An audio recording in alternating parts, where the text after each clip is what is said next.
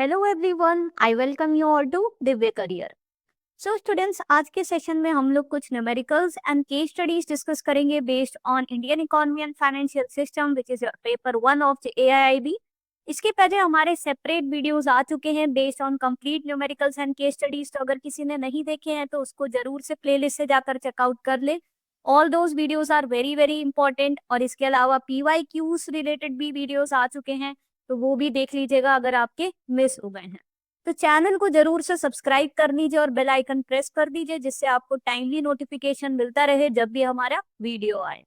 इन सभी वीडियोस की जो PDF है वो आपको हमारे टेलीग्राम ग्रुप में मिल जाएगी। उस ग्रुप की लिंक मैंने डिस्क्रिप्शन बॉक्स में शेयर कर दी है, तो वो ग्रुप भी जरूर से ज्वाइन कर लीजिएगा to have an access to all the PDFs of these videos.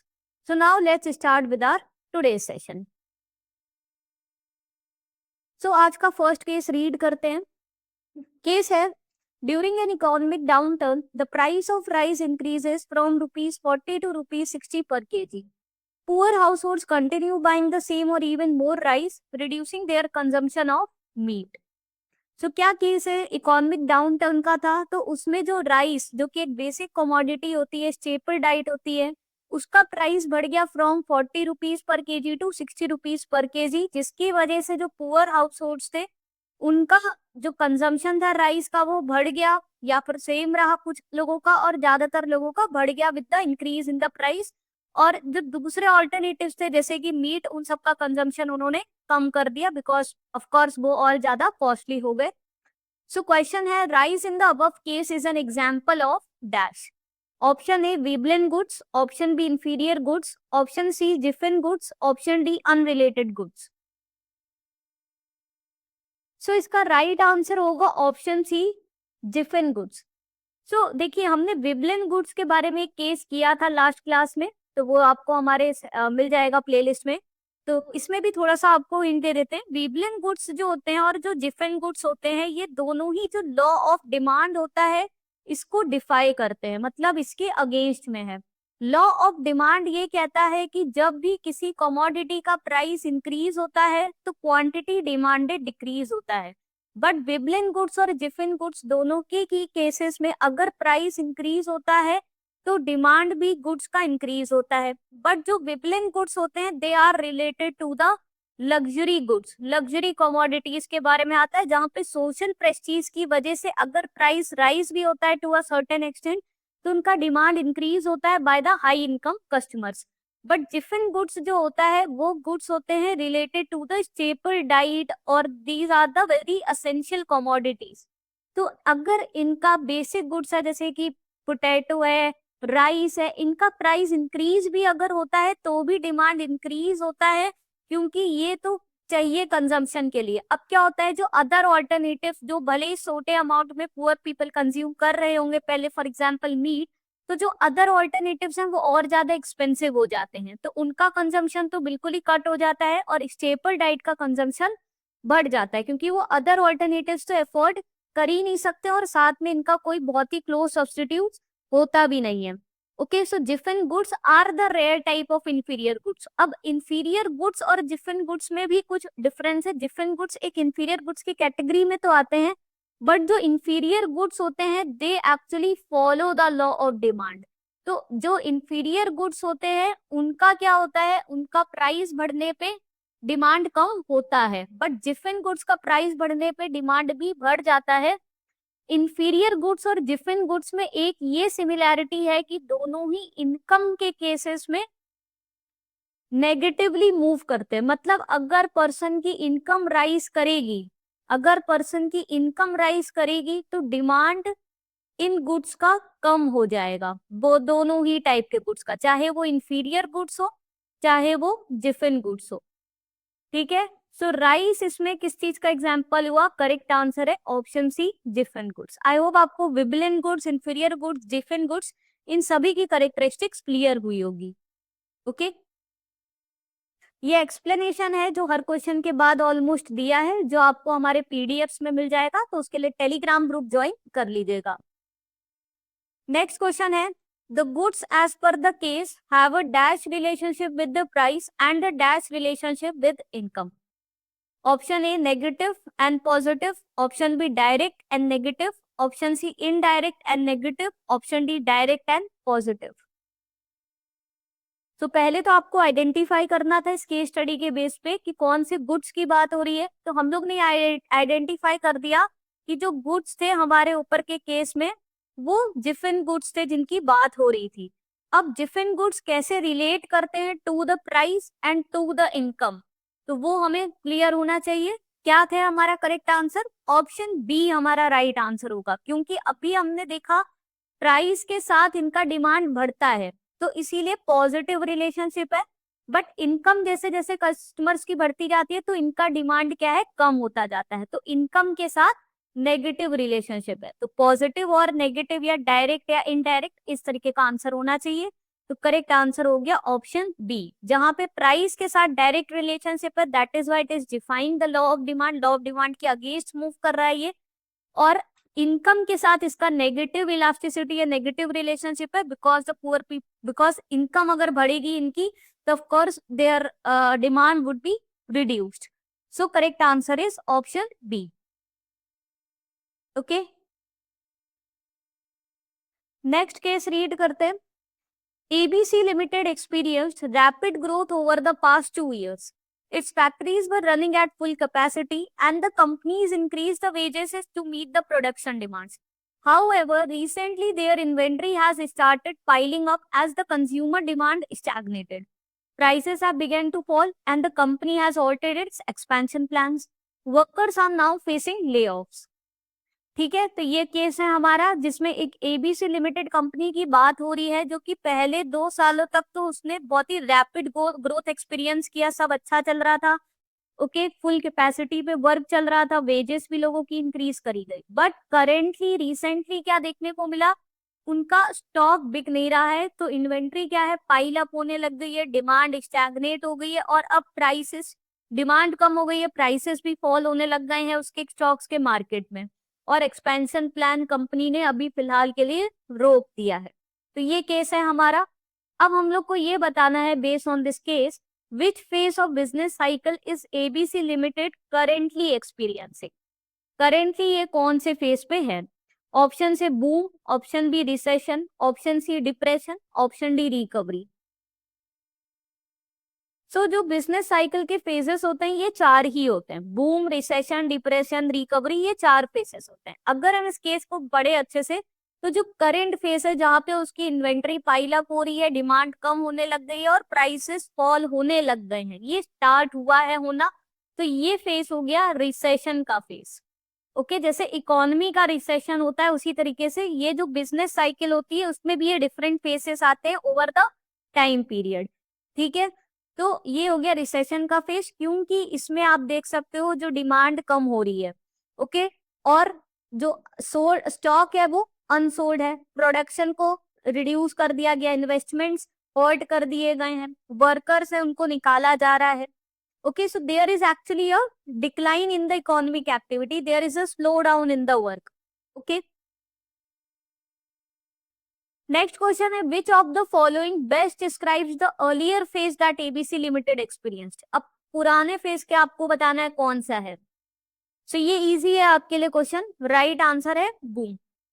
तो जो अर्लियर फेज था वो बूम फेज था, क्योंकि वहां पर क्या था, हाई प्रॉफिट्स थे, प्राइस राइज हो रहे थे कंपनी के, फुल कैपेसिटी के साथ प्रोडक्शन चल रहा था, वर्कर्स की भी क्या है, अच्छी खासी उनकी वेजेस बढ़ रही थी, तो प्रॉस्पेरिटी देखने को मिल रही थी ओवरऑल, तो वो फेज था बूम का। अब देखिए, अगर इसको ही आप इस ग्राफ के हिसाब से बनाना चाहे तो इकोनॉमी भी कुछ इस तरीके से मूव करती है over the time period. Okay, and this is the GDP. So you can see these waves in the economy as well. तो ये जो फेज होता है ये कौन सा फेज है, ऊपर की तरफ जा रहा है, this is a boom phase. Finally it में रीचेस दिस पीक, उसके बाद फिर सैचुरेशन आने लगता है, फिर अब वो डिक्लाइन होना शुरू होता है, रिसेशन आ जाता है, बहुत ज्यादा एकदम ही नीचे चला जाता है, फिर वो डिप्रेशन आ जाता है और फिर से वो स्टार्ट होने लगता है, रिकवरी होने लगता है, तो वापस से बूम का फेज हमें दिखने को मिलता है। तो ये वाला रिकवरी का स्टेज हो गया। So this is how the business cycle moves. This is how the economy also moves. Next question देखते हैं, केस पढ़ते हैं। During 2025 India witnessed a rise in crude oil prices and transportation cost. Simultaneously, due to higher disposable income, demand for consumer goods increased sharply. Okay. So question है, which type of inflation is caused by higher crude oil and production cost? Option a cost push inflation, option b demand pull inflation, option c structural inflation, option d creeping inflation. So crude oil जो कि एक raw material होता है for the various goods, उसका cost अगर rise हो गया, production cost अगर बढ़ गए, तो किस टाइप का इन्फ्लेशन देखने को मिलेगा?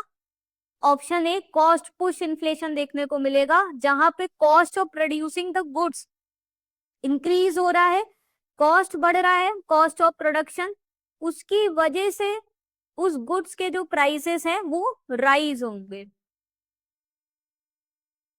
क्यों? क्योंकि भाई बिजनेसेस को अपना प्रॉफिट मार्जिन मेंटेन करना है, तो उनको प्राइस बढ़ाने पड़ेंगे, because there is a higher cost of raw material, higher cost of energy, transportation cost, which will actually result in decrease in the aggregate supply of the goods. तो aggregate total supply of goods क्या होगा? Decrease भी हो सकता है इसकी वजह से, और बिजनेसेस प्रॉफिट मार्जिन को मेंटेन करने के लिए प्राइस बढ़ाएंगे, तो इसकी वजह से जो इन्फ्लेशन होता है इसको कहते हैं cost push inflation, which is due to the increased cost of producing the goods and services. Okay. Next question. When consumers' income rises, causing excessive demand, it leads to dash. Option A deflation, option B stagflation, option C demand pull inflation, option D hyperinflation. So अगर customers की income बढ़ रही है, disposable income बढ़ रही है, तो उनका डिमांड बढ़ेगा गुड्स और सर्विसेज के लिए, उसकी वजह से प्राइस राइज करने पड़ेंगे, because there will be imbalance between the demand and supply. Demand ज्यादा है किसी चीज की, सप्लाई कम है, तो ऑफकोर्स प्राइस बढ़ेगा, उसकी वजह से इन्फ्लेशन होगा, उसको कहेंगे हम लोग demand pull inflation, which is caused due to the imbalance between the demand and supply of the goods. Okay, अब इसकी वजह से क्या हो रहा है? कंज्यूमर स्पेंडिंग बढ़ रही है क्योंकि उनका इनकम बढ़ रही है। ओके, तो इसमें क्या होता है? इकोनॉमी एक तरीके से ग्रो हो रही है, higher spending, higher demand of the goods and services will be seen here. Deflation inflation का उल्टा होता है, where is a decrease in the price level. Now आपको डिफ्लेशन और डिसइन्फ्लेशन में कंफ्यूज नहीं होना है। डिसइन्फ्लेशन क्या होता है? डिसइन्फ्लेशन भी एक टाइप का इन्फ्लेशन ही होता है, बट जो यहाँ पे जो प्राइस राइज का जो लेवल होता है वो कम होने लगता है। मतलब जितना पहले इन्फ्लेशन होता था, अगर प्राइस राइज हमारा 4% से प्राइस राइज हो रहा था, तो डिसइन्फ्लेशन में अब उसका rate of increase in the price level gets reduced, अब वो 1 या 2% से ही प्राइस राइज हो रहा है। तो प्राइस राइज होता है डिसइन्फ्लेशन में भी, बट किस कैपेसिटी से हो रहा है वो लेवल कम हो जाता है, बट डिफ्लेशन में प्राइस डिक्रीज होता है। स्टैगफ्लेशन सबसे बुरी सिचुएशन होती है जहां पे इन्फ्लेशन भी है और साथ में इकोनॉमी भी डाउन टर्न है, इकोनॉमी ग्रो नहीं हो रही है, सिर्फ प्राइस राइज हो रहा है क्योंकि सप्लाई बॉटलनेक्स हो गया है, सप्लाई चेन में डिसरप्शन हो गया, नेचुरल डिजास्टर्स हो गए, पूरी इकोनॉमी बैठ गई है, एम्प्लॉयमेंट कम होता जा रहा है, लोग को वो ले ऑफ किया जा रहा है, तो इकोनॉमी बहुत ही बुरी सिचुएशन में है और साथ में इन्फ्लेशन भी बढ़ रहा है, तो वो कंडीशन होती है स्टैगफ्लेशन की। और हाइपर इन्फ्लेशन होता है एकदम ही जब बहुत ही तेजी से प्राइस राइज होता है, जो अगेन बेकार कंडीशन होती है, गैलोपिंग इन्फ्लेशन, जिसको कंट्रोल करना बहुत जरूरी होता है। जहाँ प्राइस लेवल अगेन बहुत ही तेजी से इंक्रीज होता है, वो हाइपर इन्फ्लेशन होता है। ओके, नेक्स्ट हमारा एक न्यूमेरिकल है, देखते हैं। So given the following data in crores, total expenditure is 30 lakhs crore, revenue receipts 18 lakhs, non debt capital receipts 2 lakhs। ये सारे फिगर्स हमारे करोड्स में हैं। You have to find the borrowing requirements of government. तो ये गवर्नमेंट का डेटा है जो पब्लिश हुआ, जहां पे टोटल एक्सपेंडिचर, रेवेन्यू रिसीट्स और non debt capital receipts government के दिए थे। बोरोइंग रिक्वायरमेंट, अब कितना गवर्नमेंट को बोरो करने की रिक्वायरमेंट है? बोरोइंग रिक्वायरमेंट्स का सिंपली मतलब होता है, हमें क्या फाइंड आउट करना है? We have to find the fiscal deficit of government. So fiscal deficit is equal to total expenditure of government minus the total receipt, but it is actually excluding the borrowings.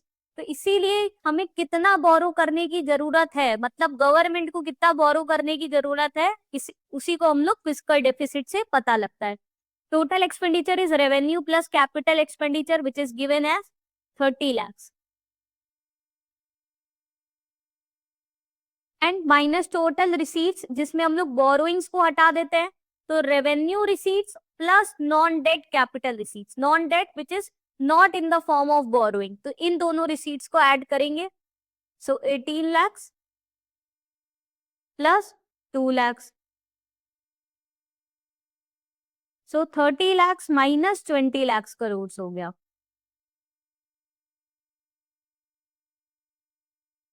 सो आपका आ गया simply 10 lakhs crore. सो correct answer है option A. तो जरूरी नहीं है आपको fiscal deficit निकालना है ऐसा डायरेक्टली लिखा हो सकता है एग्जाम में पूछा find out the borrowing requirements of the government, it means you have to find the fiscal deficit. अब इसमें डायरेक्ट मैंने नॉन डेट कैपिटल रिसीट दे दिया, हो सकता है एग्जाम में टोटल कैपिटल रिसीट्स दिया हो और साथ में डेट कैपिटल रिसीट्स या बोरोइंग अलग से दे दी है तो वो माइनस करना पड़ेगा। एक्चुअली अगर बोरोइंग दे दी है तो वो ही आंसर भी हो जाता है, because that reflects the fiscal deficit, means how much the government needs to borrow. So option A is the right answer. Okay. Next देखते हैं, the following data relate to the union government finances for the given year. The data given in rupees in crores. Revenue receipts is 20 lakhs crore, revenue expenditures 23 lakhs crore, capital expenditure 7 lakhs crore, non-debt capital receipts 2 lakh 50,000 crores, and interest payments given is 1 lakh 50,000 crore. So you have to find out the primary deficit of the government. Primary deficit का formula क्या होता है? Primary deficit is equal to fiscal deficit minus the interest payment. So अब जो government ने borrowings ले रखी है, डेट ले रखा, उस पे जो इंटरेस्ट उनको पे करना पड़ रहा है उसको एक्सक्लूड कर देते हैं, तो हम एक्चुअल में पता लगा पाते हैं कि एक्चुअल में कितना डेफिसिट है जिसको कवर करने की जरूरत है, क्योंकि इंटरेस्ट जो पेमेंट है वो तो डेट के ऊपर देना पड़ रहा है, तो उसको हटा कर कितना डेफिसिट बच जा रहा है।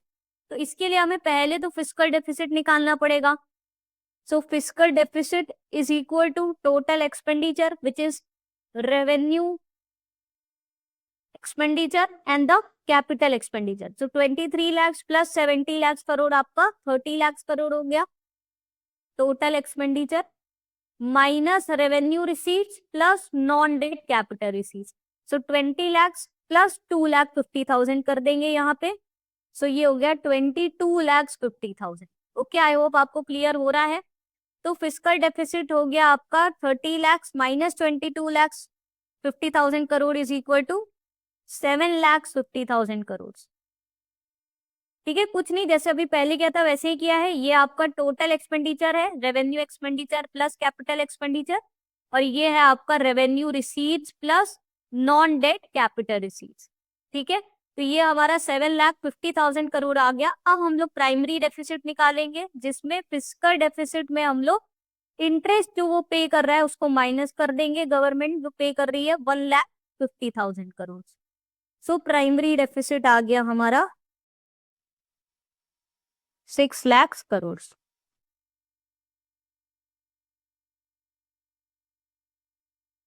ओके, सो राइट आंसर हो गया ऑप्शन सी 6 lakhs करोड़। बहुत इजी है, हमें फॉर्मूलेस पता होने चाहिए, कॉन्सेप्ट क्लैरिटी होनी चाहिए। ओके, नेक्स्ट देखते हैं, given the following data, revenue expenditure 27 lakhs crore, capital expenditure is 6 lakhs crore, revenue receipt is 22 lakhs crore, non debt capital receipts 2 lakhs crore, interest payments 1 lakhs crore, grant for capital creation is 50,000। You have to find the effective revenue deficit. अब देखिए, एक term होता है revenue deficit और एक होता है effective revenue deficit. Effective revenue deficit और ज्यादा अच्छी चीज है, जो एक्चुअल में बता देता है कि कितना कंजम्पशन की वजह से एक्सपेंसेस बढ़ रहा है। क्योंकि इसमें हम लोग क्या करते हैं, इफेक्टिव रेवेन्यू डेफिसिट में जो रेवेन्यू डेफिसिट एक्चुअली है उसमें से हम लोग ने जो गवर्नमेंट ने अगर ग्रांट्स दिए हैं for the creation of capital assets उसको माइनस कर देते हैं, क्योंकि अगर कैपिटल असेट्स की वजह से जो एक्सपेंडिचर हुआ है these are considered to be the productive expenditure. So actual में कितना नॉन प्रोडक्टिव एक्सपेंसेस है गवर्नमेंट का वो हमें इफेक्टिव रेवेन्यू डेफिसिट से पता चल रहा है।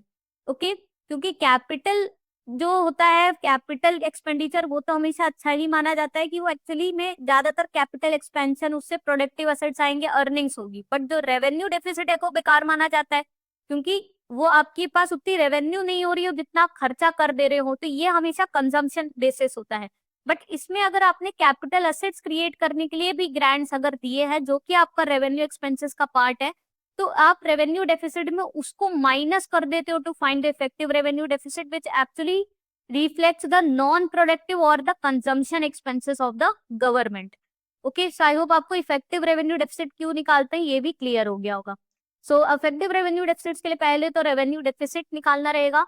सो revenue deficit is equal to revenue expenses minus the revenue income या रेवेन्यू रिसीट्स मतलब। तो revenue deficit is equal to revenue expenses कहाँ दिया है, ये है 27 lakh crore minus revenue receipts 22 lakh crore. So revenue deficit आ गया हमारा 5 लाख करोड़ का। अब इफेक्टिव रेवेन्यू डेफिसिट निकालना है तो इसमें से हम लोग इंटरेस्ट पेमेंट्स को माइनस कर देंगे। सो 5 lakh minus interest payments which is 1 lakh crore, तो ये आ गया आपका 4 लाख करोड़।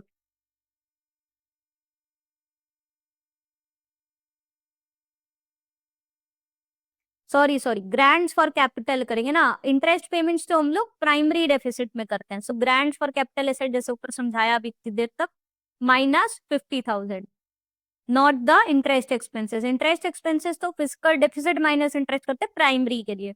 इफेक्टिव रेवेन्यू अभी समझाया, revenue minus grants for capital assets, तो 5 lakh minus 50,000 which will give you 4,50,000 crore. So right answer हो गया आपका ऑप्शन बी 4,50,000 करोड़। तो इस वाले में हमने physical revenue primary deficit mainly पर न्यूमेरिकल कर रहे हैं। इसके पहले जो अब आप देखोगे पुराना हमारा लास्ट अपलोडेड वीडियो है न्यूमेरिकल्स का, उसमें हमने बहुत सारे questions on the basis of GDP NDP उस पे भी किए हुए हैं, क्योंकि उस पे भी क्वेश्चंस आते हैं, और आरबीआई का जो money multiplier narrow money broad money उस पे भी न्यूमेरिकल्स आते हैं। तो वो आपको हमारे न्यूमेरिकल वाला जो वीडियो है फुल उसमें मिल जाएंगे, तो वो वीडियो बिल्कुल मिस मत करिएगा, वो देख लीजिएगा। ओके नेक्स्ट पढ़ते हैं। Reserve bank of India issues treasury bills on the behalf of government to meet the short term funding requirements. In one auction, RBI issued 91 days treasury bill with a face value of ₹100 and issue price of 98.50. Answer the questions based on this case. तो RBI ने treasury bill issue किया 91 days treasury bill, face value 100, issue price 98.5। Now you have to find the implied discount rate of this treasury bill. Discount rate कैसे find out करते हैं, discount rate is equal to face value minus the issue price divided by the face value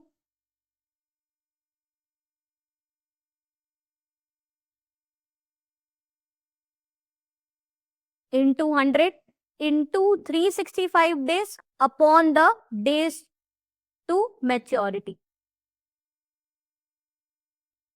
ये formula होता है। तो आपको पता चलेगा अब ये 100 रुपीज का जो ट्रेजरी बिल जिसकी फेस वैल्यू 98.5 पे कर रहे, बट वो 91 डेज की है, ठीक है, 91 डेज में रिडीम होने वाली है, तो उसके हिसाब से डिस्काउंट रेट कितना है, तो आपको ये फॉर्मूला यूज करना पड़ेगा for the calculation of discount rate. So face value है 100 का, माइनस इशू किया जा रहा है 98.5 में, डिवाइडेड बाय 100, और ये होता 365 डेज का होता तो सिंपली आप ये निकाल देते, बट 91 डेज की मेच्योरिटी है, सो 365 अपॉन 91 करेंगे।